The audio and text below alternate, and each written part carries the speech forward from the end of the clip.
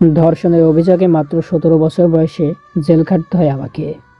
আজ দীর্ঘ ৯টা বছর পর অন্ধকার এক দালান ঘর থেকে বাইরে বের হয়ে দীর্ঘ একটা শ্বাস বুকে নিয়ে হাঁটা শুরু করলাম নিজের আপন গন্তব্য। এই ৯ বছরে একটা বারের জন্যও নিজের আপন পরিবার বলতে কেউ আমার সাথে দেখা করতে আসেনি, আর আসবেও বা কেন? তাদের কাছে তো আমি একজন ধর্ষক, চরিত্রহীন ছাড়া আর কিছুই নয়। কোনো পরিবার হয়তো চাইবে না একজন ধর্ষকের সাথে কোনো রকম সম্পর্ক বজায় রাখতে।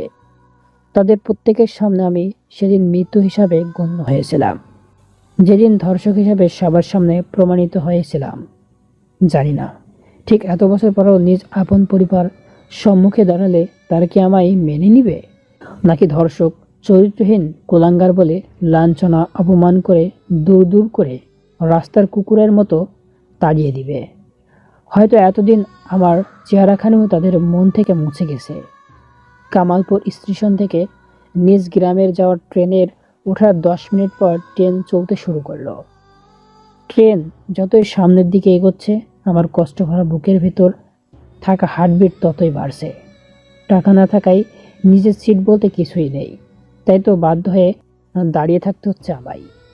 অতঃপর প্রায় ৫ ঘন্টা পর সেই চিরচেনা গ্রামের মাটিতে পা রাখলাম আমি, যে গ্রামের সাথে জড়িয়ে রয়েছে আমার অনেক স্মৃতি। আমি খুবই নিশ্চিত আমার পরিবারের সবাই আমাকে অপমান, লাঞ্ছনা করে ফিরিয়ে দিবে। তারপরেও বেহায়াদের মতো এখানে আসার আমার একটা কারণ আছে, আর সেটা হলো নিজ জন্মদাতা পিতামাতা সহ পরিবারের সবার মুখখানি একটিবার হলো দেখার জন্য। কতদিন হয়ে গেল তাদের দেখি না। আমার প্রতি তাদের মনে ঘৃণা জমা থাকলেও আমার মনে আজও ঠিকই আগের মতোই তাদের প্রত্যেকের জন্য রয়েছে বুক ভর্তি ভালোবাসা। ধীর পায়ে এগিয়ে যাচ্ছি নিজ বাড়ির নিকট। অতঃপর বাড়ির সামনে আসতেই কিছুটা অবাক না হয়ে আর পারলাম না আমি, কারণ পুরো বাড়িটা এমনভাবে সাজানো দেখে মনে হচ্ছে আজ কারোর বিয়ে হবে। কিন্তু সেটা কার? হঠাৎ কেউ একজন আমার কাঁধে হাত রেখে বলল, কে তুমি? সে আমাকে চিনতে ভুল করলেও আমি ভুল করিনি, কারণ সে আমার বড় ভাই। চোখের অশ্রুগুলোকে বাধা দিয়ে বললাম, ভাইয়া, তুমি আমায় চিনতে পারলে না? আমি শাহরিয়ার। আমার কথাটা শুনে ভাইয়া কিছুটা অবাক হয়ে বেশ কিছুক্ষণ চুপ করে আমাকে ভালো করে দেখার পর রাগান্বিত কণ্ঠে আমায় বলল, তুই আর কোন সাহসেই বা এই বাড়ির সামনে এসেছিস? তুই কি ভুলে গেছিস আজ থেকে ৯ বছর আগেই তোর জন্য এ বাড়ির দরজা, সীমানা সব কিছুই বাবা নিষিদ্ধ করেছিল? তারপরেও কেন এসেছিস সেখানে? আর তুই কি চাস? সবই তো শেষ করে দিয়েছিস। যে বাবা তোকে আদর ভালোবাসা দিয়ে মাথায় করে রেখেছিল, তুই তাকে কষ্ট দিয়েছিস, তার ইচ্ছে আশা আকাঙ্ক্ষা সব ভেঙে দিয়েছিস, প্রচুর কাঁদিয়েছিস, গ্রামবাসীদের সামনে বাবার সম্মানহানি করিয়েছিস। একটা মেয়ের সব থেকে মূল্যবান জিনিসটা কেড়ে নিয়ে চাচা চাচিকে তুই প্রচুর কাঁদিয়েছিস, কারণ ওনাদের মেয়ে আজ ধর্ষিত শুধুমাত্র তোর জন্য। এমনকি মায়ের হার্ট অ্যাটাকের মৃত্যু শুধু তোর জন্যই হয়েছে। সেদিন তুই যদি এরূপ জঘন্যমূলক কাজটা না করতি তাহলে আজ মা জীবিত থাকতো। শুধুমাত্র তোর জন্য আজ মা বেঁচে নেই। তোর জন্য আমাদের সর্বদা হাসি খুশি আনন্দে থাকার পরিবারটা আজ হাসতেই ভুলে গিয়েছে। সব কিছুর জন্য একমাত্র তুই দায়ী। ছি, তোর মতন ভাইকে আমি ধিক্কার জানাই। তাই না? আজ খুব একটা অবাক হচ্ছিস না, তাই না?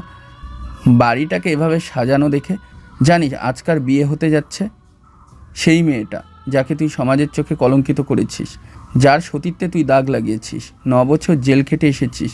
হ্যাঁ, আজকে তারই বিয়ে। ভালো এটাই হবে, চলে যায় এখান থেকে। তোর সাথে এবারই সম্পর্ক সেদিনই ভেঙে গিয়েছিল, যেদিন তুই নিজের আপন চাচাতো বোনকে ধর্ষণ করেছিলিস। জানি না ভাইয়া তুমি আজও বিশ্বাস করবে কিনা, তারপরেও আমি এক কথাই আবারও বলছি, যে কথা আজ থেকে ৯ বছর আগেও সবার সম্মুখে গলা ফাটিয়ে চিৎকার করে বলছিলাম, আমি নির্দোষ। ৯ বছর জেল খেটে আসার পরেও এরূপ কথা বলতে তোর কি একটুও লজ্জাবোধ করলো না? সত্য বলতে লজ্জা কিসের? তোকে আবারও খুব ভালো করেই বলছি, প্লিজ তুই এখান থেকে চলে যা, আর অশান্তি সৃষ্টি করিস না। শুধু বাবাকে একবার দেখতে চাই, কথা দিচ্ছি বাবাকে দেখে আমি চলে যাব। বাবা তোর মতন চরিত্রহীনকে কেন দেখা দিবে? কেন বুঝতে চাইছিস না তুই? ভাইয়া একটু বেশি চিৎকার করে ফেলল, যার ফলে ভাইয়ার চিৎকার শুনে বাবা এবং চাচা উভয়ে বাড়ি থেকে বের হয়ে এলেন এবং ভাইয়াকে জিজ্ঞাসা করলেন, কি হয়েছে? ভাইয়া কিছুটা আমার দিকে তাকিয়ে আমাকে আঙুল দিয়ে ইশারা দিয়ে দেখিয়ে বলল। ওই যে দেখো, 9 বছর জেল খেটে দিয়ার সর্বনাশাকারী এসেছে। ভাইয়ার কথা শুনে বাবা সঙ্গে সঙ্গে তার মুখ ঘুরিয়ে নিলেন। চাচা এসে আমাকে 4-5টা থাপ্পড় দিয়ে বললেন, তোর মতো কুলাঙ্গার কোন সাহসে এখানে আবার পা রাখার সাহস পায়? চাচা হয়তো বিশ্বাস করবে না, তারপরও আবারও বলছি, আমি তোমার মেয়ের সর্বনাশ করিনি সেই দিন। চুপ কর, তোকে নিজের সন্তানের চেয়েও বেশি ভালোবেসেছিলাম, কিন্তু কি পেলাম বদলে? কেন তুই আমার মেয়ের সুখ দেখতে পারিস না? আজকে এখানে তুই এই বিয়ে ভেঙে আবার আমার মেয়ের সর্বনাশ করতে এসেছিস। জানি না কতক্ষণ লাঞ্ছনা অপমান সহ্য করতে হয়েছে আমায়, তবে বেশক্ষণ আর সেখানে থাকতে পারিনি। সোজা আমার স্টেশনে চলে আসলাম। আসার সময় ছোট ছোট ছেলেমেয়েরা চিল্লাচিল্লি করে আমাকে ইট পাথর ছুঁড়ে মেরেছিল, যেন মনে হচ্ছিল তাদের মধ্যে কোনো প্রতিযোগিতা চলছিল, কে কত বেশি আমাকে ইট পাথর টুকরো মারতে পারে। সবগুলো আমার শরীরের বিভিন্ন অংশে লাগলেও তবে একটা আমার কপালে এসে লেগেছিল। একটুর জন্য চোখ বেঁচে গিয়েছিল, কিন্তু কপাল থেকে সেই মুহূর্তে বেশ খানিকটা রক্ত পড়ছিল। শুনেছি ঢাকা শহরটা ছোট হলেও সেখানে রাত কাটানোর বহু জায়গা রয়েছে। অতঃপর ঘুরে ফিরে আবার ঢাকার উদ্দেশ্যে রওনা দিলাম। আবার সে আগের মতোই 5 ঘন্টা অতিবাহিত হওয়ার পর প্রায় রাত 10 ঘটিকার সময় ঢাকায় এসে পৌঁছালাম আমি। অতএব নিরিবিলি এক রাস্তাকে চিহ্নিত করে সে রাস্তা দিয়ে আনমনে হেঁটে যাচ্ছি। ঠিক জানি না কোথায় যাচ্ছি, তবে পা যতক্ষণ চলছে এভাবেই চলতে থাকুক। হঠাৎ দ্রুত বেগে একটা পুলিশের গাড়ি আমার সামনে এসে ব্রেক করে এবং গাড়ি থেকে কয়েকজন পুলিশ নেমে এসে আমাকে জোর করে গাড়িতে উঠিয়ে থানায় নিয়ে এসে আমি নাকি বিভিন্ন মেয়েদেরকে দিয়ে দেহ ব্যবসা করাই। সে অপরাধে আমাকে সারা রাত প্রচুর মারধর করে। পরের দিন সকালে আবার ঠিক ছেড়ে দেয়। তখন আমি খুবই আশ্চর্য হয়ে গেলাম, কারণ এত তাড়াতাড়ি ছাড়া আমি কি করে পেলাম। পরবর্তীতে আমি বহু কষ্টে জানতে পারলাম এটা তারই ষড়যন্ত্র, যার জন্য কোনো অপরাধ না করার পরেও আমাকে বিনা দোষে 9 বছর জেলখানার অন্ধকারে দালানে পার করে দিতে হয়েছে। শরীরে অজস্র ব্যথা নিয়ে রাস্তা পারাপার করার চেষ্টা করছি। জানি না সত্যি কি আমি রাস্তা পার করতে সক্ষম হব। ঘোরাতে ঘোরাতে উপরে প্রায় নিকট চলে এসেছিলাম, আর সেই সময় হঠাৎ কিছু একটা উড়ে এসে আমার চোখের গভীর প্রবেশ করে, যার জন্য আমি এক চোখ দিয়ে বেশ ঝাপসা দেখছিলাম। আর সেই সময় কোনো এক গাড়ির শিকার হয়ে যায় আমি। রাস্তার মাঝে পড়ে আছি আমি, অশ্রুতে টলমল করা চোখ দিয়ে তাকিয়ে আছি নিজ শরীর থেকে টপ টপ করে বেয়ে বেয়ে পড়া তাজা লাল রক্তের দিকে। কখনো একসাথে নিজের এত রক্ত নিজ চোখে দেখিনি। চোখগুলো আস্তে আস্তে বন্ধ হয়ে যাওয়ার উপক্রম।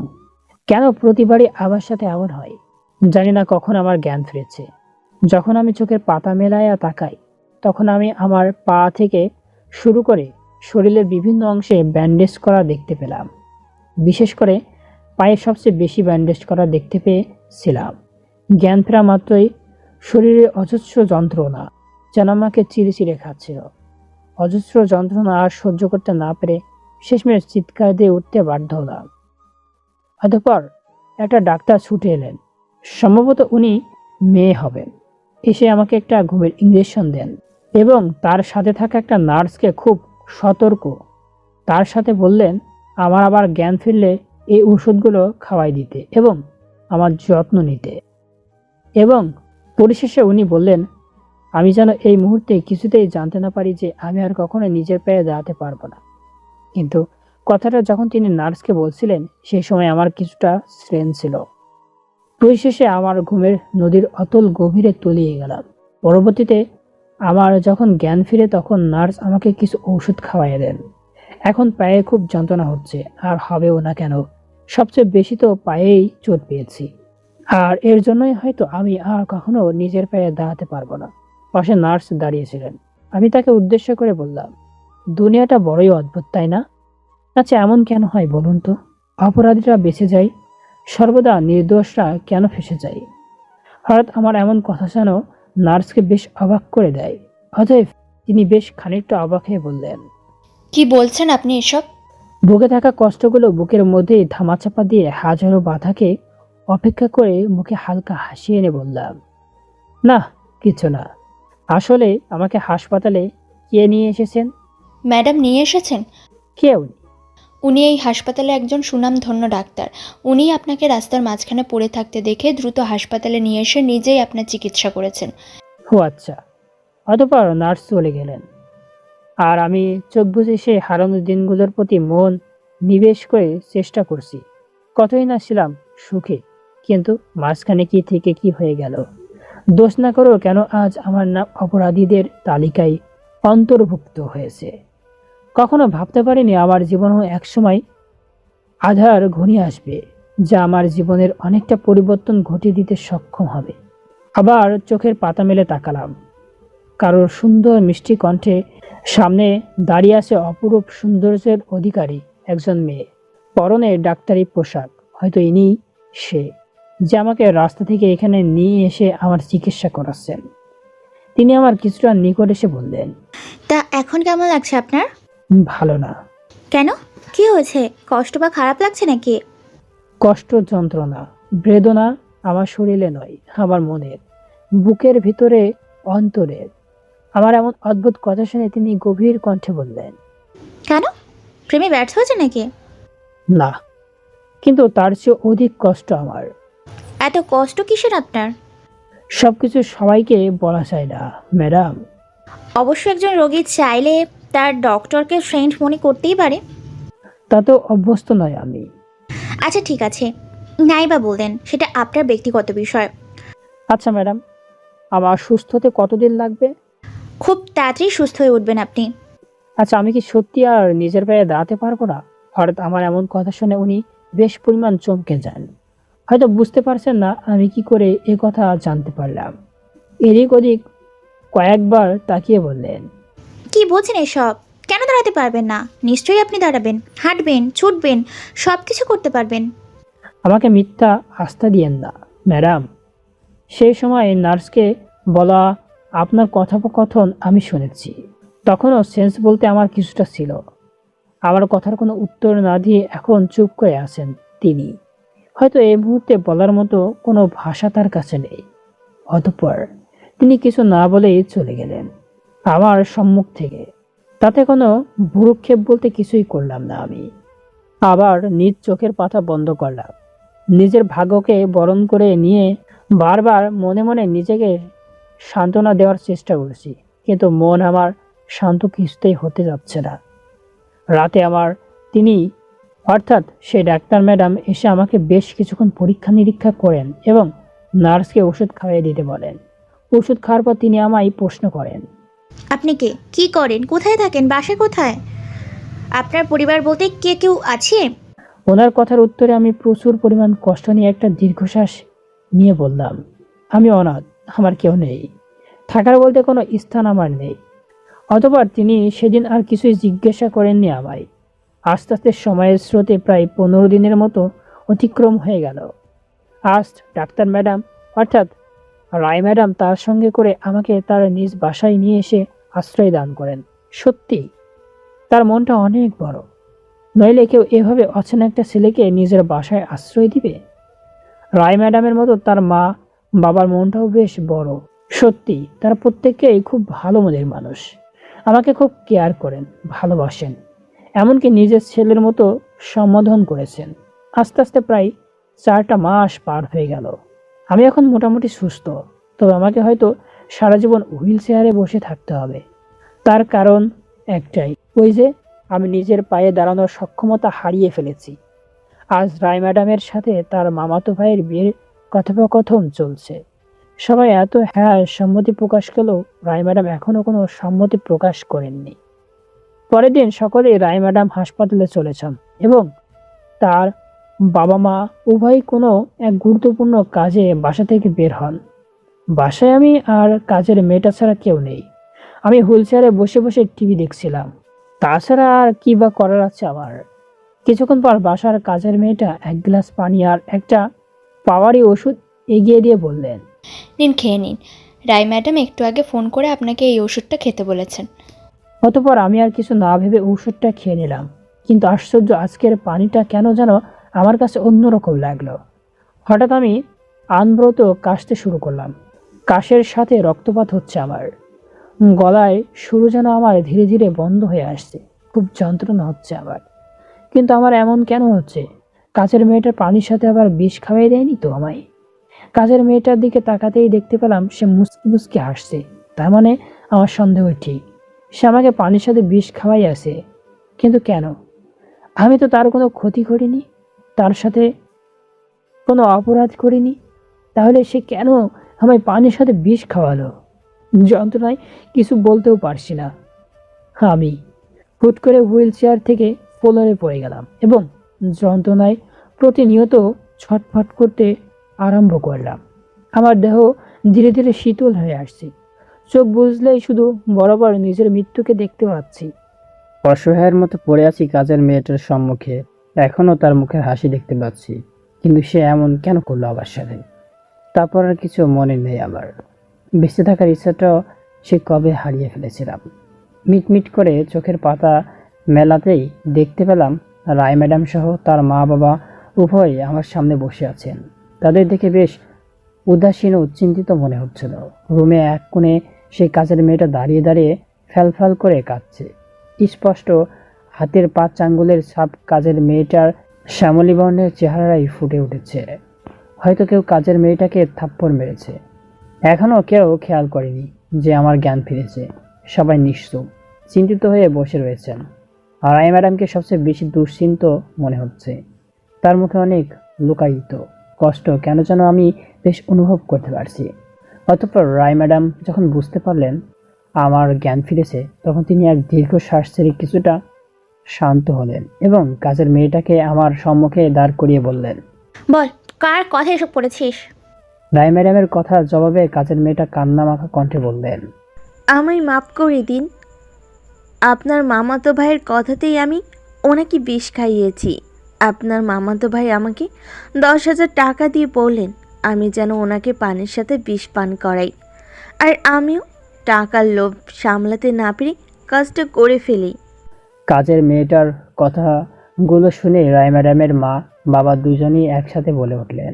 কিন্তু কেন আসিফ কেন শাহরিয়ারকে বিষ খাইয়ে মারতে চাইছে? অতঃপর রায় ম্যাডাম তার মা বাবার কথা উত্তরে বললেন, কারণ আশিফ খুব ভালো করে উপলব্ধি করতে পেরেছিল যে আমি শাহরিয়ারকে ভালোবাসি। তাই শাহরিয়ারকে সরিয়ে দিতে নিজের রাস্তাটা পরিষ্কার করে আমাকে নিজের করে পেতে চেয়েছিল। ভাগ্যিস আমি সঠিক সময়ে হাসপাতাল থেকে বাসায় চলে এসেছিলাম, না হলে হয়তো শাহরিয়ারের বাঁচা অনিশ্চিত হয়ে যেত। আর শাহরিয়ারের যদি কিছু হয়ে যেত তাহলে আমার বেঁচে থাকাটা অনিশ্চিত হয়ে যেত। নিজেকে কখনো ক্ষমা বলে কিছুই করতে পারতাম না। কথাগুলো বলে রায় ম্যাডাম রুম ত্যাগ করে অন্য রুমে চলে গেলেন। রায় ম্যাডাম চলে যাওয়ার পরপরই রায় ম্যাডামের মা বাবা কাজের মেয়েটাকে দূর দূর করে বাড়ি থেকে তাড়িয়ে দিলেন। চুপচাপ শুয়ে আছি আমি।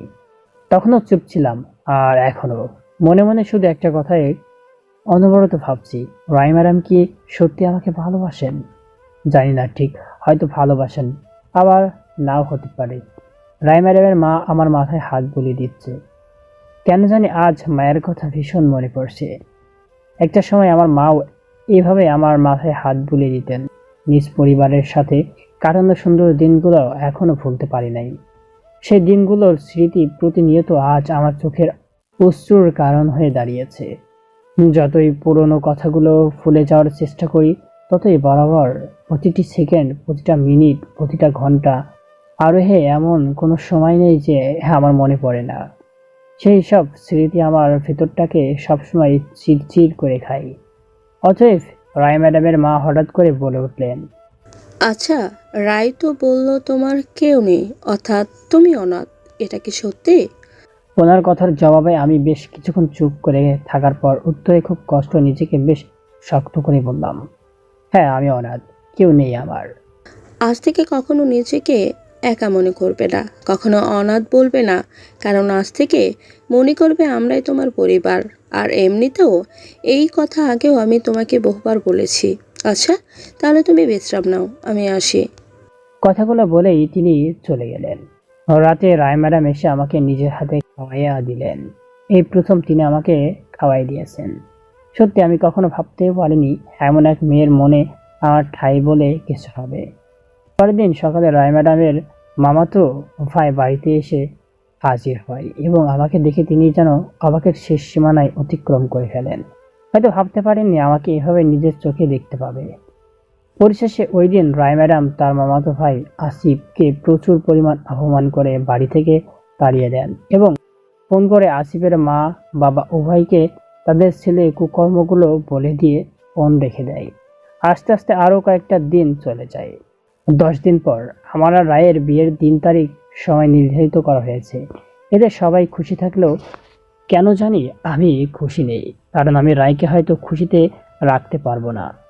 আমার জীবনে সাথে জড়ায়া রায় কখনো সুখী হতে পারবে না। প্রতিটা ধাপে ধাপে রায় ম্যাডামকে নানা ধরনের কষ্ট এবং বিভিন্ন অসুবিধার সম্মুখীন হতে হবে।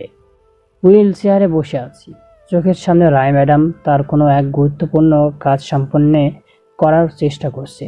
হঠাৎ আমি রায় ম্যাডামকে প্রশ্ন করে ফেললাম, প্লিজ আমাকে বিয়ে করে নিজের সর্বনাশ ডেকে আনবেন না। হঠাৎ আমার এমন অদ্ভুত রকমের মুখের কথা শুনে তিনি আমার দিকে কিছুটা চোখ বড় বড় করে তাকালেই আমি আবার ওনার উদ্দেশ্য করে বললাম, আমার জীবনের সাথে নিজেকে জড়ালে পদে পদে অনেক কষ্ট অসুবিধার সম্মুখীন হতে হবে আপনাকে। কেন বুঝতে চাইছেন না আমার কোনো যোগ্যতা নেই আপনাকে বিয়ে করার? না আছে আমার শিক্ষা যোগ্যতা, আর না আছে আমার আপনাকে বিয়ে করার যোগ্যতা। আমি নিজের পায়ে হয়তো আর কখনো দাঁড়াতে পারবো না। আমি সব দিক দিয়ে অচল। প্লিজ আমাকে বিয়ে করে নিজেই নিজের সর্বনাশ সহ বিভিন্ন অসুবিধার দাওয়াত দিয়ে আনবেন না। অতঃপর আমার কথার জবাবে রায় ম্যাডাম তার সমস্ত গুরুত্বপূর্ণ কাজ রেখে দিয়ে আমার কিছুটা নিকট এসে বললেন, তোমার কোনো যোগ্যতা আছে বা নেই সেটা দেখার বা শোনার কোনো ইচ্ছে আমার নেই। আমি তোমাকে ভালোবাসি, জাস্ট এটাই চিরসত্য, এবং তোমাকে ভালোবেসে আমি সব অসুবিধার সম্মুখীন হতেও প্রস্তুত। জানি না মেয়েটা আমার মধ্যে ঠিক কী দেখেছে যা অন্য কেউ দেখতে পাচ্ছে না। রায় ম্যাডামের প্রত্যেকটা কথা যেন আমাকে বেশ অবাক করে দিচ্ছে। অবশেষ সেদিন এসে গেল, অর্থাৎ রায় ম্যাডাম আর আমার বিয়ের দিন।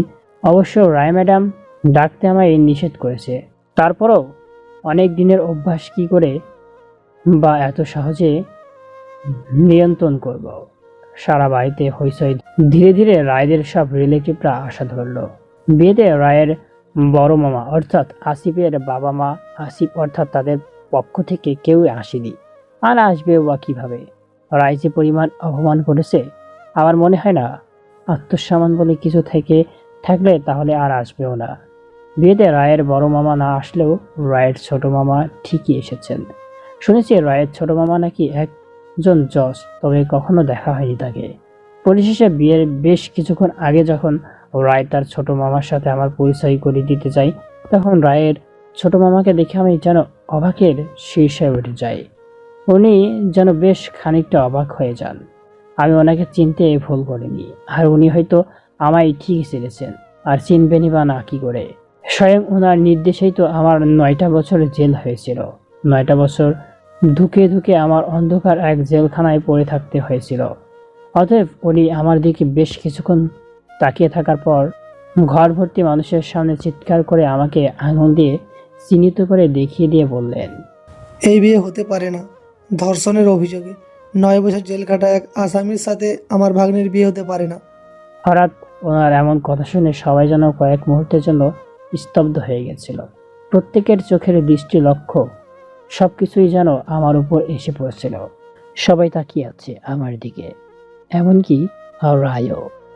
নিজের মামার মুখ থেকে এরূপ কথা শুনে রায় তার মামাকে বললেন, মামা, তুমি সব কি বলছো? শাহরিয়ার কেন জেলখানার আসামি হতে যাবে? নিশ্চয়ই তোমার কোনো না কোনো ভুল হচ্ছে। না, আমার কোনো ভুল হচ্ছে না। হয়তো আমার বয়স বেড়েছে কিছুটা, তারপরেও আমার স্পষ্ট মনে আছে সেই দিনটার প্রতি। সেদিন সমস্ত সাক্ষ্য প্রমাণ ওর বিপক্ষে ছিল। সেদিন সবার সম্মুখে ও ধর্ষক প্রমাণিত হয়েছিল। পরিশেষে নিজের চাচাতো বোনকে ধর্ষণের অভিযোগে স্বয়ং আমার নির্দেশেই ওর 9টা বছর জেল হয়েছিল, কারণ সেই আদালতের বিচারক অর্থাৎ জজ আমি ছিলাম। কী করেই বা আমি এত সহজে ভুলে যেতে পারি সেই দিনটার কথা। আমি কখনো ভাবতেই পারিনি ওর সাথে আমার আবারও সাক্ষাৎ হবে, তবে এবার আসামি রূপে নয়, নিজের ভাগ্নির হবু স্বামী হিসাবে। রায়ের মামার কথাগুলো শুনে সবাই অবাকের চেয়েও দ্বিগুণ অবাকের চুপ হয়ে যান। কারোর গলায় কোনো কণ্ঠস্বর নেই। সবাই যেন বোবা রূপে রূপান্তর হয়ে যায়। রায়ের চোখে আজ স্পষ্ট জল দেখতে পাচ্ছি। এর আগে কখনো রায়ের চোখে আমি জল দেখিনি। অতঃপর রায় আমার বেশ খানিকটা নিকট এসে চোখে টলমল করতে থাকা জলগুলো মুছে কিছুটা ভাঙা গলায় আমাকে বললেন, এসব কি শাহরিয়ার? এখনও তুমি চুপ করে আছো? কেন কিছু বলছো না? মামা যা বলছে তা কি সত্য না মিথ্যা? প্লিজ শাহরিয়ার, আমি তোমাকে রিকোয়েস্ট করে বলছি, দয়া করে এখন আর চুপ করে থেকো না। প্লিজ আমাকে বলো, মামা যা বলছে তা কি সত্যি নাকি মিথ্যে? আমাকে ভুল বুঝবেন না রায়। হ্যাঁ, আপনার মামা যা বলেছেন সবই সত্যি। তবে আমি আমার নিজ চাচাতো বোনকে ধর্ষণ করিনি। সেদিন হয়তো সব সাক্ষ্য প্রমাণ আমার বিরুদ্ধে ছিল, আমি ধর্ষক প্রমাণিত হয়েছিলাম, কিন্তু সত্যিও তো এটাও ছিল যে আমি সম্পূর্ণ নির্দোষ ছিলাম। আমাকে সম্পূর্ণ মিথ্যা এক অপরাধে ফাঁসানো হয়েছিল। দোষ না করেও দোষী হিসাবে কাঠগড়ায় দাঁড়াতে হয়েছিল। খুব স্বপ্ন ছিল পড়াশোনা করে একদিন অনেক দূর এগিয়ে যাব, কিন্তু সেদিন আমার সব স্বপ্ন ভেঙে গিয়েছিল। মিথ্যা এক ভেড়া জালে আমাকে সম্পূর্ণ ফাঁসি দেওয়া হয়েছিল। সেদিন কেউ বিশ্বাস করেনি।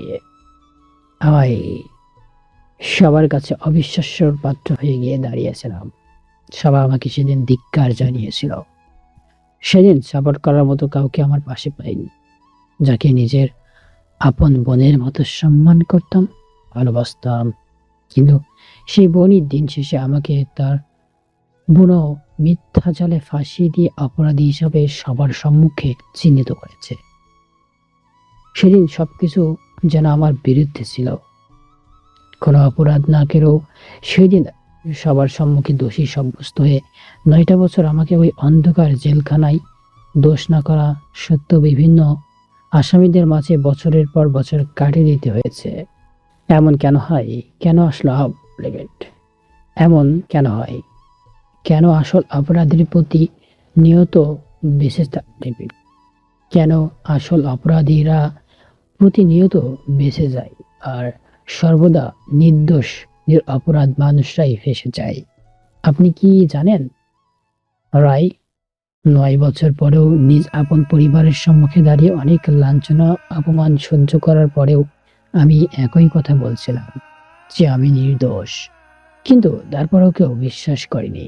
আমি সঠিক জানি না রায়, আপনি আমার কথা বিশ্বাস বলে কিছু করতে পারবেন কিনা, কিন্তু আপনি আমায় ভুল বুঝবেন না, আমাকে ধরে ঠেলে দিবেন না। বেঁচে থাকার ইচ্ছাটা আমি বহু বছর আগে হারিয়ে ফেলেছিলাম, কিন্তু আপনি আমাকে নতুন করে বাঁচতে শিখিয়েছেন। প্লিজ আমাকে অবিশ্বাস করবেন না, ভুল বুঝবেন না, আমি অপরাধ, নির্দোষ। আমার কথাগুলো এতক্ষণ সবাই খুব একটা মনোযোগ সহকারে শুনছিলেন, বিশেষ করে রায়। সবাই চুপ করে রয়েছেন, এমনকি রায়ও এখন আর কিছুই বলছে না। হয়তো রায়ও আমাকে অবিশ্বাস করবে। যেখানে নিজ পরিবার আমাকে সেদিন অবিশ্বাস করেছে, সেখানে রায়কে জন্য বা আমাকে বিশ্বাস করবে? হঠাৎ রায়ের মামা আবার রায়কে উদ্দেশ্য করে বলে উঠলেন, রায়, তুমি হয়তো খুব ভালো করে জানো যে আমি বিচার করার সময় সব দিক দিয়ে ভেবে চিন্তেই বিচার করে থাকি। তাহলে ওর কথা বিশ্বাস করার তো কোনো মানেই হয় না। ও একজন চরিত্রহীন ধর্ষক, এটাই চিরসত্য। জানি না ঠিক ও কোন মতলবেই বা এ বাড়িতে ঢুকেছে। রায়, তুমি কিছু বলো বা না বলো, আমি কিন্তু ওকে কিছুতেই ছেড়ে দিচ্ছি না। এক্ষুনি পুলিশ ডেকে এনে ওকে আবারও ওর ন্যায্য ঠিকানায় পাঠানোর ব্যবস্থা করছি। রায়ের মামার কথা জবাবে রায়ের মা বাবা উভয় বলে উঠলেন, না, এটা করা ঠিক হবে না। আমার মনে হয় না ও কোনো অপরাধ করতে পারে। ক্ষণিকের পরিচয় হলেও আমাদের বিশ্বাস আছে ও সম্পূর্ণ নিরাপদ। তোমরা ওর মধ্যে একজন ধর্ষককে বিশ্বাস করছো? সত্যিই হাস্যকর। রায়, তুমি একটু তোমার মা বাবাকেও বুঝাও, হয়তো তাদের মাথা আজ ঠিক নেই কি বলছে এসব। অতঃপর রায় তার মামার কথার উত্তরে নিজেকে বেশ খানিকটা স্বাভাবিক করে বললেন, কি বুঝবো, তারা তো কোনো মিথ্যে বলছে না। হ্যাঁ, আমিও বিশ্বাস করি না এসব। আমার মন বলছে শাহরিয়ার কোনো অন্যায় করতে পারে না। মামা, তুমি এই কথা খুব ভালো করে জানো যে আমি সম্পূর্ণ ন্যায়ের পথেই চলি, আর আজও আমার কাছে এটাই ন্যায় মনে হয়েছে, তাই এটাই বেছে নিয়েছি। আজ আমার আর শাহরিয়ারের বিয়ে কেউ শত বাধা দিলেও আটকাতে পারবে না। কেউ মানুক বা না মানুক এটা দেখার বিষয় না, কিন্তু আজ আমার আর ওর বিয়ে হবে মানে হবে। আমি রায়কে ধীরে ধীরে যতই দেখছি ততই মুগ্ধতার সীমা অতিক্রম করেছি। সৃষ্টিকর্তার কাছে হাজার হাজার শুক্রিয়া, তিনি এমন এক অসাধারণ নারীর পবিত্র মনে আমার জায়গা করে নিয়েছেন। আবার রায়ের মামা রায়কে উদ্দেশ্য করে বললেন, আর ইউ কিডিং মি? কী হচ্ছে এসব? Are you mad? তোমার মাথা ঠিক আছে? তুমি কি বলছো? অফিসের মতো একটা ভালো ছেলেকে রেখে তুমি শেষমেশ হ্যাঁ মামা, আমি সম্পূর্ণ ঠিক আছি। আর তুমি যা শুনেছো ঠিকই শুনেছো। এতে তুমি মত প্রকাশ করো বা অমত প্রকাশ করো, সেটা তোমার একান্তই ব্যক্তিগত বিষয়, তাতে আমার কোনো ভ্রুক্ষেপ নেই। আর আমি কাকে বিয়ে করব আর কাকে করব না সেটা আমার নিজের ব্যক্তিগত বিষয়, তাই এই নিয়ে তোমাকে মাথা না ঘামালেও চলবে। অতঃপর রায়ের মামা রাগী মুড নিয়ে বিয়ে বাড়ি থেকে চলে যান। আমি কখনো ভাবতেও পারিনি এত কিছুর পরও রায়ের সাথে পরিশেষে আমার বিয়েটা হতে সক্ষম হবে। আর রায়দের অনেক রিলেটিভরাই রায়কে এই বিয়ে করতে নিষেধ করেছিলেন, কিন্তু রায় সবার কথাগুলো অগ্রহণযোগ্য হিসাবে নিজের কাছে চিহ্নিত করে আমার সাথে বিয়ে নামক এক পবিত্র সম্পর্কে লিপ্ত হয়ে যায়। রাত প্রায় 10:30। আর কিছুক্ষণ পর আমার আর রায়ের বাসর হবে। আমি এখন রায়ের বাবা, অর্থাৎ এখন আমার শ্বশুরের সাথে বিভিন্ন ধরনের কথাবার্তা বলছি। তিনি আমাকে অনেক প্রশ্নই করলেন, আর আমি নির্ভয়ে সবকিছুর জবাব দেওয়ার চেষ্টা করছি। হঠাৎ রায়ের মা, অর্থাৎ আমার শাশুড়ি দৌড়ে এসে বললেন, সারা বাড়ি খুঁজেও নাকি রায়কে কোথাও পাওয়া যাচ্ছে না। শাশুড়ির মুখ থেকে হঠাৎ এমন কথা শুনে আমার শ্বশুর বেশ চিন্তিত হয়ে পড়লেন। হঠাৎ আমার শ্বশুরের ফোনটা টং করে বেজে কিছুক্ষণ বেজে ওঠার পর তিনি ফোনটা রিসিভ করে উপাস থেকে পরিচিত কারোর বলা কথা শোনার পর ফোনটা হাত থেকে পলরে ফেলে দিয়ে মাথায় হাত দিয়ে বসে পড়লেন। লাউড স্পিকার চালু থাকায় আমি স্পষ্ট শুনতে পেয়েছি উপাস থেকে কারো বলা কথাগুলো। সম্ভবত ও আসিফ হবে। আসিফ উপাস থেকে অট্ট হাসি দিয়ে বলছিল, রায় বর্তমান আমার কাছে রয়েছে, যে কারণেই হোক, যেমন করে হোক রায়কে আমি আমার কাছে নিয়ে এসেছি। বিয়েটা শাহরিয়ার নামক এক লম্পট ছ্যামরা ছেলেটার সাথে হলেও রায়ের বাসরটা হবে আমার সাথে। রায়কে আমার চাই, মানে যেমন করে হোক নিজের করে চাই। তুমি ভাবলেই বা কি করে আমি বেঁচে থাকতে অতি সহজে রায়কে অন্য কারোর হতে দিব? কখনোই না। রায় শুধু আমারই থাকবে। আর এমনি তো ওকে আজকের পর থেকে সারা জীবনের জন্য আমারই করে রাখবো। বুঝতেই তো পারছো রায়কে নিজের করে পেতে আমি এখন রায়ের সাথে ঠিক কি হতে যাচ্ছি। রায়ের বাবা এখন চুপচাপ বসে রয়েছেন, মুখে তার শব্দ নেই। রায়ের মাও বসে বসে কাঁদছেন। হয়তো তিনি কখনো ভাবতেই পারেননি যে তার আপন ভাইয়ের ছেলে এতটা নিচু মন মানসিকতার অধিকারী হবে। অতঃপর আমি রায়ের বাবাকে উদ্দেশ্য করে বললাম, সবকিছু আমার জন্যই হয়েছে। আপনার যদি আমাকে বাড়িতে আশ্রয় না দিতেন তাহলে হয়তো এসব কিছুই হতো না। আসলে সত্যি কথা বলতে কি, আমি একজন অলক্ষণে ছেলে। আমার জন্যই আজ রায় এতটা নির্মম পরিস্থিতিতে রয়েছেন। আমার কথার উত্তরে রায়ের বাবা বললেন, প্লিজ এসব বলো না, এতে তো তোমার কোনো দোষ নেই। তাহলে এসব কেন বলছো তুমি? কেন নিজের ঘাড়ে সব দোষগুলো চাপিয়ে দিচ্ছ? না, আমি সবকিছুর জন্যই দায়ী। জাস্ট এনাফ শাহরিয়ার, দ্বিতীয়বার আর এসব কথা মুখে আনবে না। চিন্তা করো না, আমি এক্ষুনি পুলিশকে ইনফর্ম করছি। আশা করি রায় এখনো অফিসের পকেট থেকে নিরাপদই আছে।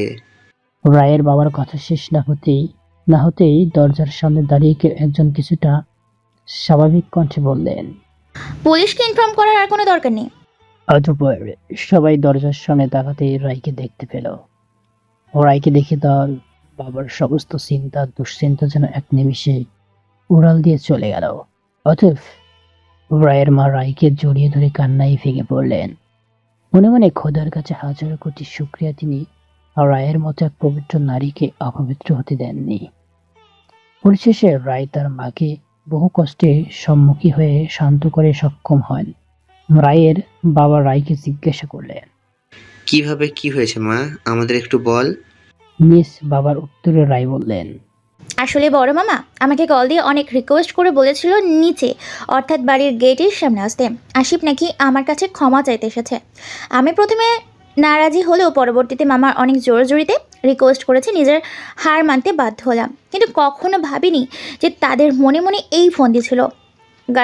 বাড়ির গেটের সামনে আসতেই আশিফ ক্ষমা চাইবার বদলে রুমাল দিয়ে আমাকে অজ্ঞান করে কোথাও একটা যেন নিয়ে আসে। কিন্তু আশিফ হয়তো জানতো না যে আমি আর 5টা মেয়ের মতো ভীতু নই। কীভাবে কোন পরিস্থিতির মোকাবিলা করতে হবে সেটা খুব ভালো করে জানা আছে। অতঃপর খুব একটা সাহসিকতার সাথে সেখান থেকে বের হয়ে দ্রুত পুলিশকে ইনফর্ম করি। এখন আশিফ জেল থানায় পুলিশের 3rd ডিগ্রির সম্মুখীন হচ্ছে। কিন্তু মামা যে এইভাবে আশিফকে সহযোগিতা করবে সেটা আমার কল্পনারও বাইরে ছিল। রায়ের কথার উত্তরে তার মা বেশ কিছুটা গম্ভীর গলায় বললেন, আজ থেকে তোর বড় মামা বলতে কেউ নেই। আমিও ভুলে গেছি আজ থেকে যে আমার বড় ভাই বলে কেউ এই পৃথিবীতে আছে। সব সম্পর্ক ছিন্ন করে দিলাম আজ থেকে। কিন্তু মা, শ্যাট আপ রাই, এই নিয়ে আর কোনো কথা আমি শুনতে চাই না। ছেলেটা তোর জন্য অনেক অস্থির হয়ে পড়েছিল। রাত তো অনেক হলো, এবার ওকে নিয়ে তোর রুমে যা। অতঃপর রায় আমাকে নিয়ে নিজের রুমে চলে আসলো। আমার আর রায়ের বিয়ের প্রথম রাত। কেমন কেমন যেন আমার লাগছে। রায় ওয়াশরুমে, বেশ কিছুক্ষণ হয়েছে, আর আমি এখন বিছানায় বসে আছি। মনে মনে ভাবছি, না জানি আজ প্রথম রাতটা আমার কিভাবে কাটবে। অতঃপর রায় ব্ল্যাক অর্থাৎ কালো রঙের একটা শাড়ি পরে ওয়াশরুম থেকে বের হলেন, আর আমি মুগ্ধতার সীমা অতিক্রম করে নয়ন মেলে তাকিয়ে আছি। কালো রংটা আমার বেশ পছন্দের। রায় এটা খুব ভালো করেই জানতেন। হয়তো তার জন্য আজ বিয়ের ফার্স্ট নাইট অর্থাৎ প্রথম রাতে আমার পছন্দের রঙের শাড়ি পরেছেন। রায় আমার কাছে এসে আমার কালো পাঞ্জাবিটা টেনে আমাকে তার মুখের নিকট এসে বললেন, শুনলাম আমার জন্য নাকি তুমি অস্থির হয়ে পড়েছিলে। "উম, না মানে হ্যাঁ, তা তুমি কি আমাকে ভালোবাসো? হয়তো। তার মানে আমায় তুমি ভালোবাসো। হুম। আজ আমি তোমার অতীত সম্পর্কে জানতে চাই। কি তোমার অতীত? কি ছিল সেই দিন? কেন তোমাকে সেদিন মিথ্যা অপবাদে ফাঁসানো হয়েছিল, যার জন্য তোমাকে 9 বছর অন্ধকার ওই কারাগারে কাটিয়ে দিতে হয়েছিল? প্লিজ, আজ তুমি আমার কাছে আর কিছু লুকাবে না। আজ, এখন, এই মুহূর্তে তোমার অতীত জীবন সম্পর্কে আমাকে বলতেই হবে। রায়ের হঠাৎ করে এমন কথায় আমি বেশ কিছুটা হুকচুকিয়ে বললাম, আজ না প্লিজ, অন্য একদিন নিশ্চয়ই বলবো। আমার অতীত জীবনে ঘটে যাওয়া স্মরণীয় প্রত্যেকটা গল্প। না প্লিজ শাওরিয়ার, আজ তোমাকে এখন এই মুহূর্ত থেকে আমায় বলতে হবে তোমার অতীত জীবন সম্পর্কে। কখনো স্মরণ করতে চাইনি সেদিনগুলোর প্রতি, কিন্তু মনে হয় আজ আপনাকে বলতেই হবে আমার জীবনে ঘটে যাওয়া সে অভিশপ্ত দিনগুলোর কথা। আজ থেকে প্রায় 9 বছর আগের কথা। হাসি খুশি ভরপুর ছিল আমাদের পরিবারটা। আমার বাবা গ্রামের সুনামধন্য মানুষ হওয়ায় গ্রামের সব মানুষজন আমাদের খুব সম্মান করত। আমাদের গ্রামে শুধু একজনই সোনার টুকরো ছেলে বলে কেউ একজন ছিল। হ্যাঁ, সে ছেলেটি আর কেউ নয়, স্বয়ং আমি ছিলাম। পরিবার সহ গ্রামের সবাই আমাকে খুব ভালোবাসতো। ভালোবাসার কোনো কমতি ছিল না। আমার আনন্দতে এই দিন আসতো আর দিন পার হতো আমার। তখন আমি সব ইন্টার প্রথম বর্ষে উঠা একজন ছাত্র ছিলাম। পাড়ার মোড়ে দাঁড়িয়েছিলাম। হঠাৎ একটা পিচ্চি ছেলে এসে আমায় বলল, ভাইয়া ভাইয়া আমায় একটু সাহায্য করুন। আমি আর আমার আপু মামা বাড়িতে যাচ্ছিলাম, তখন কিছু বাজে লোক আমার আপুকে খারাপ ভাষায় কথা বললে আমার আপু তার প্রতিবাদ জানালে ওরা আপুর সাথে অসভ্যতা করতে থাকে। ওই যে দেখুন, এখন আমার আপুর সাথে ওরা অসভ্যতা করছে। পিচ্চি ছেলেটার কথাগুলো শুনে কিছুটা ডান দিকে তাকালেই দেখতে পেলাম সত্যি সত্যি তো একজন মেয়ের সাথে কিছু বকাটে ছেলে অসভ্যতামি করছে। এই ধরনের অপরাধ আমাদের গ্রামে প্রায় হয়ে থাকে, যা প্রতিরোধ করার জন্য আমি একটা দলও গঠন করেছিলাম। দল গঠনের পর থেকে এসব অপরাধমূলক কাজ একদমই কমে গিয়েছিল। কিন্তু কুকুরের লেজ তো কুকুরের লেজ হয়, তার কখনো সোজা হয় না। অতঃপর আমি পিচ্চি ছেলেটাকে নিয়ে সে বকাটে ছেলেগুলোর নিকট গিয়ে তাদের প্রত্যেককে উদ্দেশ্য করে বললাম, কিরে ভাই, সমস্যা কি? আমার কথার উত্তরে কেউ একজন বলল, তো সমস্যা কি? দেখছিস না একটা মালকে হাতের নিকটে পেয়েছি, শুধু শুধু ডিস্টার্ব কেন করছিস? ও আচ্ছা, আমার ইন্টারফাই করতে তোদের ডিস্টার্ব হচ্ছে তাই না? আমার কথার জবাবে আবার সে ছেলেটা বলল, হ্যাঁ হচ্ছে। তা তাই তুই একা কি করবি আমাদের? অতঃপর শুধু একটা চিৎকার করেছিলাম। ইয়াং থেকে বয়স্ক লোকজন সবাই ছুটে এসেছিলেন। পরিশেষে আমার সাথে এত লোকজন দেখে ছেলেটার সঙ্গী সাথী সবাই পালায়ন করে। অতএব সেদিন নিজের থেকে বয়সে বড় ছেলেটাকে থাপ্পড় মেরে বলছিলাম, নারীদের সম্মান করতে শিখ। রাতে সবার সাথে বসে খাবার খাচ্ছিলাম, তখন হঠাৎ আমার চাচাতো বোন দিয়া এসে আমার খাবারের প্লেটটা ফ্লোরে ছুঁড়ে মেরে চিৎকার দিয়ে বলল, আমাকে খারাপ খারাপ ইঙ্গিত আর মেসেঞ্জারে খারাপ খারাপ মেসেজ ভিডিও পাঠানো বন্ধ কর শাহরিয়া। আজ যদি তোর মায়ের পেটের বোন হতাম আমি, তাহলে কি তুই আমার সাথে এসব নোংরামি করার চেষ্টা করতে পারতি? হঠাৎ দিয়াপুর মুখ থেকে এমন কথার ধ্বনি শুনতে পেয়ে সবাই যেন আশ্চর্য সীমা অতিক্রম করে ফেলে। চাচা দিয়া আপুকে একটা কোষের থাপ্পড় মেরে বললেন, ছি, তোর মাথা ঠিক আছে? কাকে কি বলছিস? হ্যাঁ, আমার মাথা ঠিক আছে, আর আমি সঠিক কথাই বলছি। ওকে জিজ্ঞেস করো ওর মাথা ঠিক আছে কিনা। আমি দিয়াপুর কথার জবাবে বললাম, আমার সম্বন্ধে এসব কি বাজে কথা বলছো দিয়াপু? তো লজ্জা করে না নিজের পশুর রূপটা সবার সামনে ভালো মানুষের পোশাক পরিধান করে এভাবে ঢেকে রাখতে? আপু, তোমার নিশ্চয়ই কোনো ভুল হচ্ছে। আমি কেন তোমার সাথে এরূপ করতে যাব? না, আমার কোনো ভুল হচ্ছে না। এই যে দেখো তার প্রুফ। তুই আমাকে মেসেঞ্জারে এসব নোংরা নোংরা মেসেজ ভিডিও পাঠিয়েছিস, আর মিথ্যে বলিস না। এবার তো একটু সবটা স্বীকার করে লজ্জা বোধ কর। অতএব আমি কিছু বলতে যাব তার আগে ভাইয়া নিজের খাবার ছেড়ে ডাইনিং টেবিল থেকে উঠে দিয়ে আপুর থেকে ফোনটা নিয়ে মেসেঞ্জার চেক করার পর বলল, এসব SMS ও ভিডিও তো প্রায় 3 ঘন্টা আগে পাঠানো হয়েছে, আর শাহরিয়ার তো তখন বাসায় ছিল না। আর সবচেয়ে মূল্যবান কথা হচ্ছে শাহরিয়ারের ফোন তো বাড়িতেই চার্জিং অবস্থায় ছিল। তাহলে ও কি করে তোমাকে এসব নোংরা ভিডিও SMS-এ পাঠাবে? ভাইয়ার কথাগুলো শুনে দিয়ে আবু বেশ খানিকটা চুপসে গেল। পরিশেষে আমতা আমতা করে বলল, হয়তো ওর কোনো বন্ধু ফোন দিয়ে আমাকে এসব পাঠিয়েছে। দিয়াপুর কথা শুনে ভাইয়া একটু মুচকি হাসলো এবং গম্ভীর গলায় বলল, আমি তুমি সবাই একটা খুব ভালো করেই জানি যে শাহরিয়ার যেমন বন্ধুদের সাথে প্রতিনিয়ত চলাচল করে তাদের কারোরই অ্যান্ড্রয়েড ফোন নেই। তাহলে এসব কি করেই বা বলতে পারছো তুমি?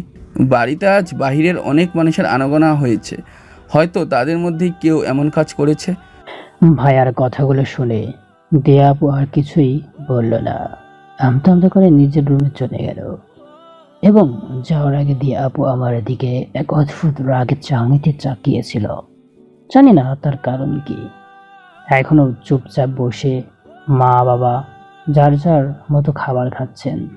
এতক্ষণ এখানে কি হয়েছে বা কি হলো তা নিয়ে যেন তাদের কোনো মাথা ব্যথা নেই, কারণ তারা খুব ভালো করেই জানেন এই ধরনের অন্যায়মূলক কাজ অন্তত আমি করতে পারি না। পরের দিন কলেজে গিয়ে দেখি দিয়া আপু সে বকাটে ছেলেটার সাথে গা ঘেঁষে বসে রয়েছে, যাকে আমি সেদিন থাপ্পড় মেরে বলেছিলাম নারীদের সম্মান করতে শিখো। দিয়াবুর সাথে এই বকাটে ছেলেটাকে দেখে সত্যি আমি বেশ খানিকটা হতভম্ব হয়ে গেছিলাম। অতঃপর দিয়া আপুকে যখন বললাম, আপু তুমি এই বাজে ছেলেটির সাথে কি করছো? ও ভালো ছেলে নয়, তুমি কেন ওর সাথে গা ঘেঁষে এভাবে বসে আছো? আমার কথার উত্তরে সেদিন আপু আমায় খুব জোরে থাপ্পড় মেরে বলেছিল, তুই কি বুঝিস ভালো মন্দের সম্পর্কে? আমাকে শিখাতে বা জ্ঞান দিতে আসিস না। তখন দিয়া আপু আমাকে এই কথাটি বলল যে কে ভালো আর কি খারাপ। সেদিন আর কিছুই বলার সুযোগ পাইনি আমি। দিয়াপুর করা অপমানগুলো আর সহ্য করতে না পেরে সেখান থেকে চলে এসেছিলাম। জানি না দিয়াপু আমার সাথে এমন কেন করে। সে ছোট্টবেলা থেকে দিয়াপু আমার দু চোখে দেখতে পারতো না, আর এখন হয়তো তার এই স্বভাবটা চায়নি। তাই তো সুযোগ পেলে একে বিভিন্নভাবে ছোট করার চেষ্টা করে। তারপরও আমার দিয়াপুর উপর কোনো রাগ বা অভিমান নেই। জানি না সে আমাকে কেমন চোখে দেখে, তবে আমি দিয়া আপুকে সর্বদা নিজের বোনের দৃষ্টিতেই দেখি। যে করেই হোক আমাকে দিয়া আপুকে বোঝাতেই হবে, বিশ্বাস করাতেই হবে সে যে ব্যক্তির হাত ধরছে সে আসলে কারোর হাতের পাওয়ার যোগ্য না। পরিশেষে দিয়া আবুকে আমি যেভাবে পেরেছি সেভাবে বোঝানোর চেষ্টা করেছি, কিন্তু দিয়া আবু জবাবে প্রতিবারই যেমন করে হোক, যেভাবে হোক আমাকে লাঞ্ছনা অপমান করে ঠিকই ছেড়েছে। অতঃপর আমি সব ক্ষেত্রেই দিয়া আবুকে বোঝাতে অক্ষম হই। আজ যখন সকালে দিয়ে আবুকে সবার আড়ালে অনবরত আমি বমি করতে দেখি, তখন কেন যেন কিছুটা সংশয় জেগে উঠেছিল আমার। তবে পরবর্তীতে তেমন একটা গুরুত্ব আকারে নেয়নি ব্যাপারটা। পরের দিন কলেজে যাওয়ার পথে অনেক দিনের পুরনো এক ক্লোজ ফ্রেন্ডের সাক্ষাৎ পাবো যে তা আমার ধারণার বাইরে ছিল। রাস্তায় দাঁড়িয়ে কথা বলছিলাম, তখন আমার সামনে দিয়ে দিয়া আপু আর সে বকাটের ছেলেটা অর্থাৎ রিয়াজ যাচ্ছিল। তাদেরকে দেখে আমার সেই পুরনো ক্লোজ ফ্রেন্ড রাহুল হঠাৎ বলে উঠল, আচ্ছা দোস্ত, এটা তোর চাচা তো বোন ছিল না? হ্যাঁ, কিন্তু কেন? না, আসলে তোর চাচাতো বোন আর তার সাথে থাকা ছেলেটাকে আমি বেশ কয়েকবার আবাসিক হোটেলের সম্মুখে দেখেছিলাম। হঠাৎ রাহুলের এমন কথা শুনে কিছুটা সংকোচ বোধ করলাম আমি। অথবা সেদিন রাহুলকে বাই বলে কলেজে চলে এসেছিলাম আমি। নানা ধরনের দুশ্চিন্তা মাথায় চারিপাশে ঘুরপাক খাচ্ছিল। গতকাল দিয়া আপু সবার আড়ালে গিয়ে এরূপ অনবরত বমি করার আর আজকের অনেকদিন পর দেখা হওয়া পুরনো বন্ধুর মুখে এরূপ কথা শোনা সত্যি মনে মনে কেমন কেমন যেন সন্দেহ লাগছে। আরো কয়েকটা দিন পার হয়ে গেল। আজ আমার দূর এক আত্মীয়র মেয়ের বিয়ে। আমি আর দিয়া আপু ছাড়া সবাই বিয়ে বাড়িতে গেছে। কিছুটা অসুস্থ থাকায় আমি যেতে পারিনি। মা অনেকবার বাড়িতে থাকতে চেয়েছিলেন, কারণ আমি অসুস্থ হলে আমার মা সবসময় আমার পাশে থাকবেন। মা না গেলে কেউ আর বিয়ে বাড়িতে যেতে চাইবে না। তাই আমি চাইনি যে আমার জন্য এভাবে বিয়ে বাড়িতে যাওয়ার সবার আনন্দ নিমিষে নষ্ট হয়ে যায়। পরিশেষে আমি মাকে অনেক কষ্টে রাজি করাতে সক্ষম হই। অতঃপর তারা সবাই বিয়ে বাড়িতে চলে গেলেন। দিয়ে আপুর গুরুত্বপূর্ণ ক্লাস থাকায় সে বিয়ে বাড়িতে যায়নি, কিন্তু আমার মনে হয় না আজ দিয়ে আপুর কোনো গুরুত্বপূর্ণ ক্লাস রয়েছে। আমার জানার মধ্যে দিয়ে আপু কোনো ক্লাসই করে না, হয়তো রেয়াজ নামের ওই ছেলেটার জন্য। বাড়িতে আমি একাই রয়েছি। মা বারবার বলে দিয়েছে এই অসুস্থ শরীর নিয়ে যেন আমি বাইরে কিছুতেই না যাই। সোফায় বসে বসে এক ধ্যানে টিভি দেখছিলাম, তখন দরজায় কড়া নাড়া শব্দে আমার ধ্যান ভেঙে বাতাসের সাথে মিশে যায়। অতঃপর দরজা খুলে দিয়ে আবার সোফায় এসে বসে পড়লাম। দিয়ে আপু কলেজ থেকে ফিরেছে, তাকে দেখে তো আজ বেশ খুশি মনে হচ্ছিল। টিভির দিকে মনোযোগ দেওয়ার চেষ্টা করতেই ছিলাম, হঠাৎ দিয়ে আপু এসে টিভিটা বন্ধ করে দেয়। আমি জিজ্ঞাসার দৃষ্টিতে দিয়ে আপুর দিকে তাকালেই দিয়ে আপু তার হাতে থাকা পানির গ্লাস আর ঔষধ আমার দিকে এগিয়ে দিয়ে বলল, বেশিক্ষণ টিভি দেখলে আরও অসুস্থ হয়ে পড়বি। এই নে, ওষুধটা খেয়ে নে। তোর মা অর্থাৎ চাচি যাওয়ার আগে আমাকে বলে গিয়েছিল আমি যেন কলেজ থেকে এসে তোকে এই ওষুধটা খেতে বলি। হঠাৎ দেয়াপুর এমন আচরণে কেন জানি আমি বেশ অবাকের পরিণত হয়েছিলাম। শরীরটাও বেশ খারাপ লাগছিল, তাই আর দেরি না করে ওই ওষুধটা খেয়ে নিয়ে এলাম। কিন্তু আশ্চর্য, ওই ওষুধটা খাওয়ার পরপরই আমার মাথাটা ঘূর্ণিঝড়ের মতো তীব্র গতিতে ঘুরতে থাকে। মাথা ঘুরছে, আমার মাথা খুব যন্ত্রণা হচ্ছে, কেমন একটা মাতাল মাতাল অনুভব হচ্ছে। আমার শরীর দুর্বল হয়ে আসছে, চোখের দৃষ্টি স্পষ্ট থেকে অনিস্পষ্ট হয়ে আসছে, হাত পা থরথর করে কাঁপছে, গলায় সুর বন্ধ হয়ে আসছে। হঠাৎ ফ্লোরে লুটিয়ে পড়ি আমি।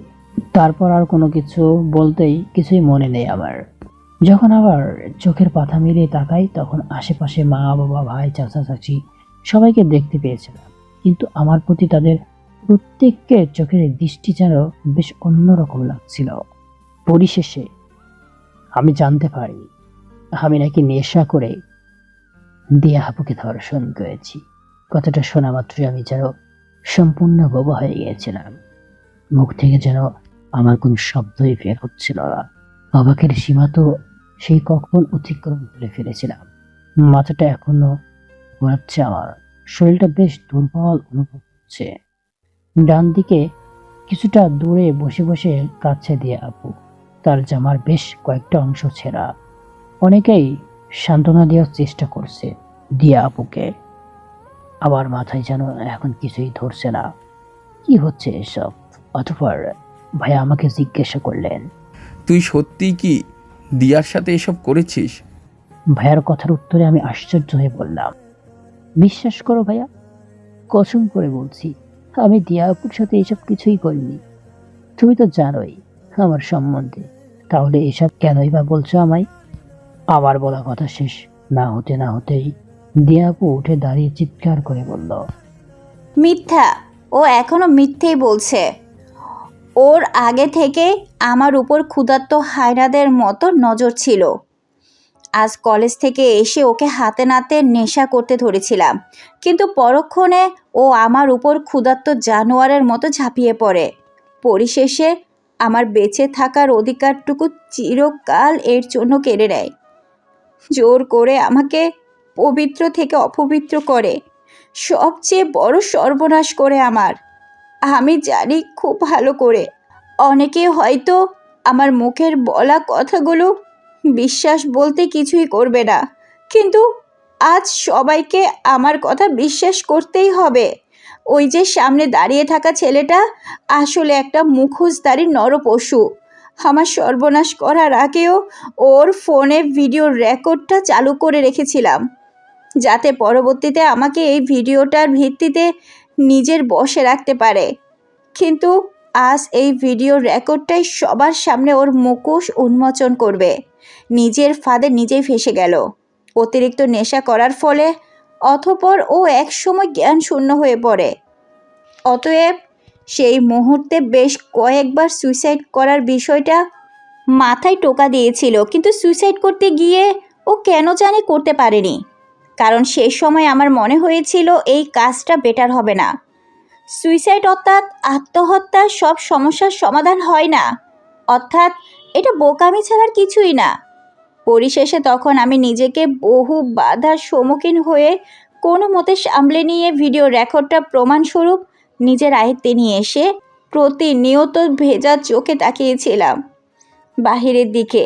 কখন তোমরা সবাই আসবে এই অপেক্ষাতে প্রহর গুণে বসে রয়েছিলাম আমি। হয়তো আমি শাহরিয়াকে কিছুটা দেখতে পারতাম না, কিন্তু তবুও ওকে আমি সর্বদা নিজের আপন ভাইয়ের মতো মনে করতাম।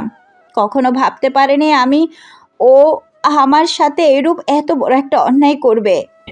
দিয়া আপুর প্রত্যেকটা কথা যেন আমার দেহ ভেদ করে চলে যায়। কি সব বলছে সে? সি, এতটা নিচু মন মানসিকতা দিয়া আপুর, ভাবলেই গাটা শিউর দিয়ে ওঠে। সবাই দিয়া আপুর কথাগুলো শুনে স্তব্ধ হয়ে যায়। কারোর মুখে কোনো কথা নেই, সবাই নিশ্চুপ হয়ে তাকিয়ে আছে আমার দিকে। অতঃপর ভাইয়া দিয়াপুর হাতে থাকা ফোনটা নিয়ে ভিডিও প্লে করে কিছুটা দেখাতেই নিজের চোখগুলো বন্ধ করে ফেলি। পরিশেষে সেই ভিডিওটার মাধ্যমে আমি সবার সামনে ধর্ষক হিসাবে চিহ্নিত হই। আমাকে জ্ঞানহীন করার পরপরই ভিডিওটা করা হয়েছে। রেকর্ডটা এমনভাবে করা হয়েছে যে কেউ একবার দেখলেই খুবই সহজেই বলে দিতে পারবে আমি দিয়া আপুকে ধর্ষণ করেছি। কিন্তু সত্যি তো এটাই যে আমি দিয়া আপুর সাথে এমন কিছুই করিনি। কিন্তু দিয়া আপু এমন কেন করলো? কি তার উদ্দেশ্য? কি বা লাভ তার? কেন করলো? কেনই বা আমাকে এইভাবে তার বোনা জালে ফাঁসিয়ে দিল? সেই দিন প্রথমবারের মতো বাবা আমার গায়ে হাত তোলে, আমাকে সবার সামনে কুলাঙ্গার চরিত্রহীন একজন ধর্ষণ বলে সম্বোধন করেছিল। মা মুখ ঘুরিয়ে নিয়েছিল। ভাইয়াও সেদিন আমায় এই ধিক্কার জানিয়েছিল। যে চাষা সবসময় বুকে বসবাস করতাম আমি, সে চাষাই সেদিন ঘৃণায় আমাকে বুকের মাঝ বরাবর লাথি মেরেছিল। সেদিন আমি চিৎকার করে বলেছিলাম, এইসব মিথ্যা, আমি ধর্ষণ করিনি। দিয়াপু মিথ্যা বলছে, আমি দোষী নই, নির্দোষ, নিরপরাধ আমি। কিন্তু সেদিন আর কেউ আমার কথা শোনেনি, আমায় বিশ্বাস করিনি, আমার কোনো কথা শুনতেই চাইনি।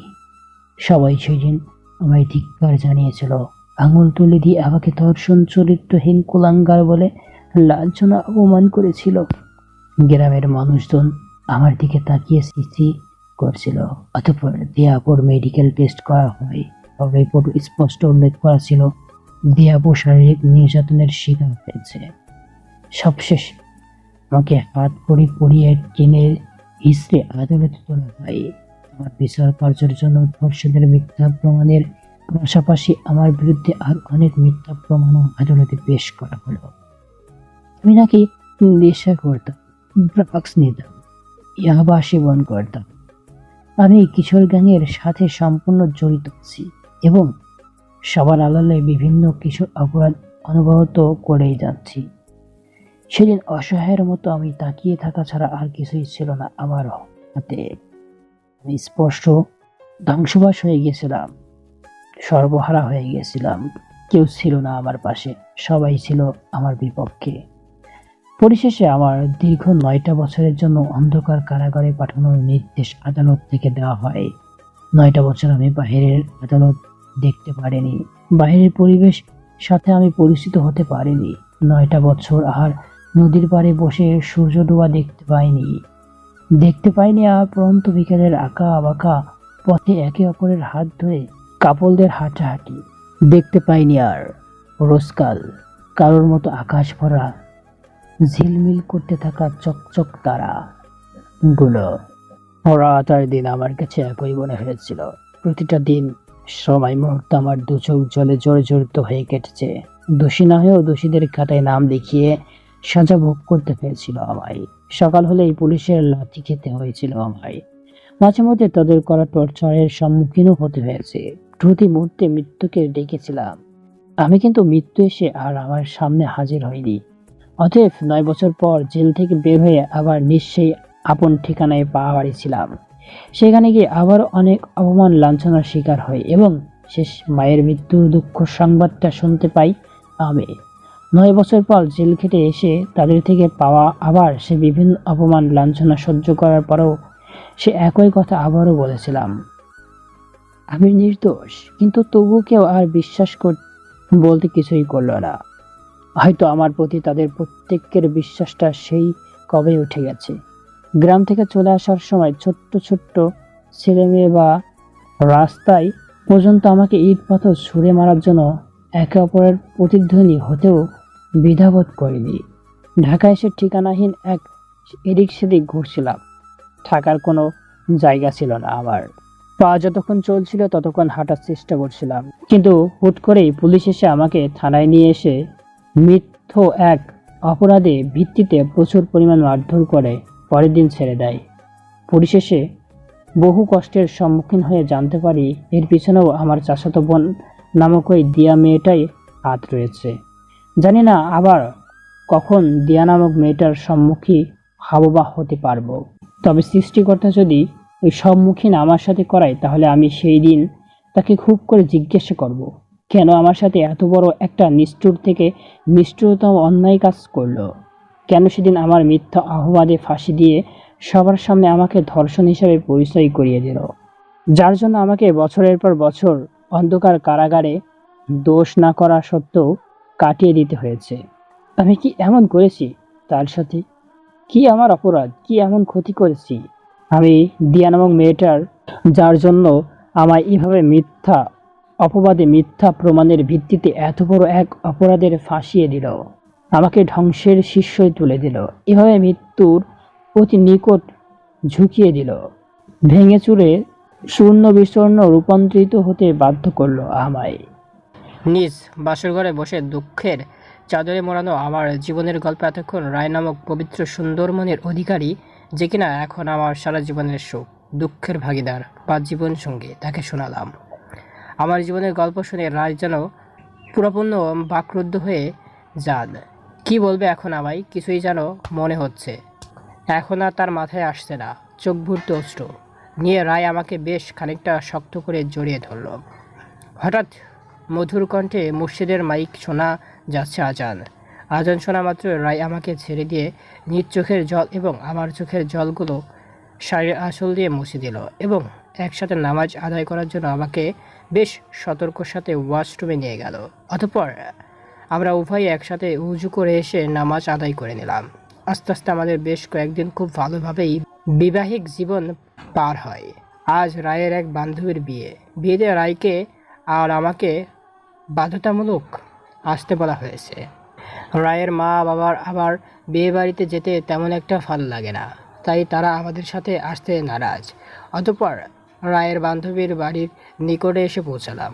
রায় গাড়ি থেকে বের হয়ে হুইল চেয়ারে বের করেন এবং আমাকে ধরে হুইল চেয়ারে বসিয়ে সামনে পা বাড়াতে যাবে। সেই মুহূর্তে অন্তত গতিময় একটা গাড়ি রায়ের দিকে তেড়ে আসে। রায় দ্রুত আমার হুইল চেয়ারটা ধাক্কা দিয়ে কিছুটা দূরে ঠেলে দেয় এবং গাড়িটা তৎক্ষণিক রায়কে ধাক্কা মেরে চলে যায়। চোখের সামনে রক্তাক্ত অবস্থায় রায় প্রতিনিয়ত যন্ত্রণায় ছটফট করে উঠছে, আর আমি ঠাস করে হুইল চেয়ার থেকে পড়ে গেলাম। রায় বলে চিৎকার করে রাস্তায় বুক স্পর্শ করিয়ে কিছুটা ছেঁচড়ে বহু কষ্টে রায়ের মুখ নিকট গিয়ে রায়ের ফর্সা দু গাল নিজ শ্যামলাবর্ণের দু হাত দিয়ে স্পর্শ করে চিৎকার করে রায়কে ডাকতে লাগলাম, কিন্তু রায় কোনো কথা বলছে না। জল ভরা চোখ তাকিয়ে থাকা ছাড়া রায়ের শরীর থেকে প্রচুর রক্তপাত হচ্ছে। রক্তে আমার হাত পর্যন্ত রঞ্চিত হওয়ার উপক্রম। হঠাৎ রায় তার চোখের পাতাগুলো বন্ধ করে ফেলে। হাজার ডাকার পরও রায় আর তার চোখ মেলে তাকিয়ে আমায় দেখল না।